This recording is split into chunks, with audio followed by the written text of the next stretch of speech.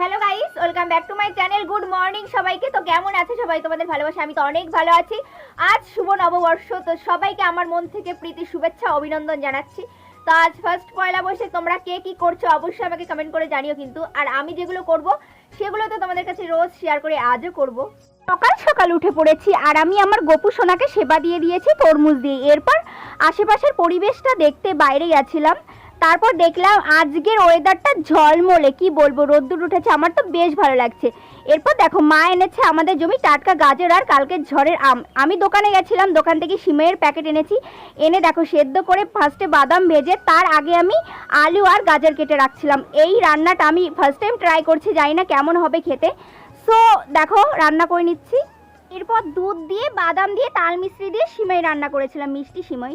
দেখো কালারটা যেমনই হয়েছে না কেন, খেতে কিন্তু দারুণ হয়েছে। তারপর এটা ছিল আমার সকালের ব্রেকফাস্ট, চা বিস্কিট।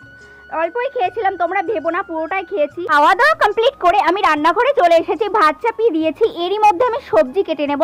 বাড়িতে যা ছিল সেই সবজি আমি কেটে নিচ্ছি। ফার্স্টে আমি আলু কেটে নিচ্ছি, তারপর আমি কুমড়ো কেটে নেব।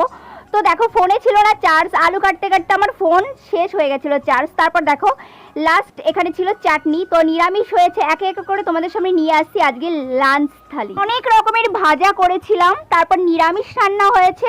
তো চলো ফার্স্ট থেকে তোমাদের কাছে শুরু করি কি কি রান্না করেছি আজকে আমি। তো ফার্স্টে আলু ভাজা ছিল, বেগুন ভাজা, পটল ভাজা, কলা ভাজা, গাজর ভাজা, কুমড়ো ভাজা, আমের চাটনি, আর ওদিকে আলু দিয়ে কুমড়ো দিয়ে পটল দিয়ে নিরামিষ হয়েছে। তো বন্ধুরা কেমন হয়েছে আমার থালিটা অবশ্যই জানিও। দেখা হচ্ছে নেক্সট ভিডিওতে।